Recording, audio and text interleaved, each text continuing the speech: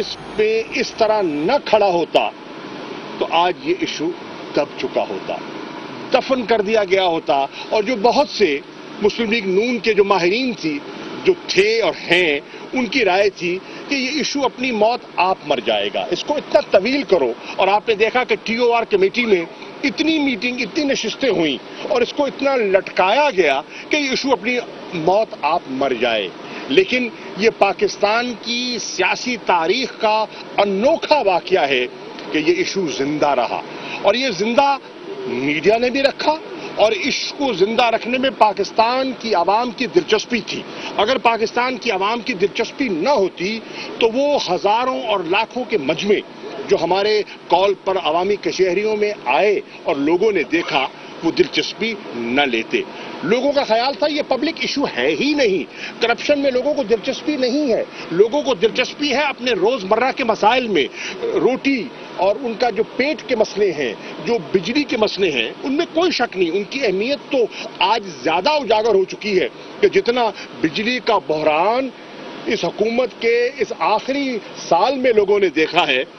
وہ پہلے سال سے کم نہیں، پہلے سال سے بڑھ چکا ہے. جو دعوے، جو اشتہارات دیے گئے کہ مسئلہ حل ہو چکا ہے اور یہ پروجیکٹ جو ہے انوگریٹ ہو گیا اور یہ ایک نیا پروجیکٹ جو ہے وہ آن لائن آ گیا، لوگوں نے دیکھا کہ پروجیکٹ آن لائن ہوتے چلے گئے، بجلی کے دام بڑھتے چلے گئے، لوگوں پر بوجھ مسلط ہوتا چلا گیا، اور لوڈ شیڈنگ کے گھنٹوں میں کمی نہیں اضافہ ہوتا چلا گیا. لیکن میں یہ عرض کر دوں کہ تحریک انصاف نے اس ایشو کو زندہ رکھا، اور اتنا زندہ رکھا میڈیا کے تعاون سے کہ وہ جماعتیں جو اس پہ خاموشی اختیار کرنا چاہتی تھیں بادل نخواستہ انہیں بھی کوئی نہ کوئی پوزیشن لینی پڑی، انہیں بھی اس پورے جسے کہتے ہیں نا اس نیریٹو کا حصہ بننا پڑا. ایک دوسری بات، ہماری جو ابھی ڈسکشن ہوئی ہے اس میں 2-3 چیزیں سامنے آئی ہیں اور ہم نے اس کو دیکھا ہے کہ ٹرننگ پوائنٹس کیا تھے. ہماری رائے میں اور کور کمیٹی کی رائے میں اس کے 2-3 ٹرننگ پوائنٹس ہیں جو بڑے نمایاں ہیں اور ان کا میں ذکر کرنا چاہوں گا. ایک، جب اس ایشو پر ہم نے رائے ونڈ میں ایک جلسہ کا فیصلہ کیا اور غالباً اس کی تاریخ 30 ستمبر تھی، تو بہت سے جو سیاسی پنڈت تھے ان کا خیال تھا کس نے آنا ہے، اور پھر رائے ونڈ کا مقام ہی ایسا تھا، شہر سے دور ایک گنجان علاقے میں، مطلب ایک بالکل بیکورڈ اور اتنا پاپولیٹڈ ایریا گنجان بھی نہیں تھا، وہاں کس نے آنا ہے. لیکن پاکستان کے لوگوں نے، پاکستان کی عوام نے اور تحریک انصاف کے کارکنوں نے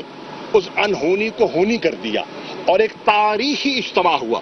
اس سے ایک میسج بڑا کلیئر گیا، اور میسج کیا تھا؟ میسج یہ تھا کہ پاکستان کے لوگ پاناما کے ایشو میں دلچسپی رکھتے ہیں، انہیں اس ایشو سے لگاؤ ہے، وہ اس ایشو سے لا تعلق نہیں ہیں، وہ کرپشن کے بارے میں فکر مند ہے، وہ سمجھتے ہیں کہ پاکستان کے مستقبل کو کرپشن نے برباد کر دیا ہے. تو ایک دوسرا جو ٹرننگ پوائنٹ آیا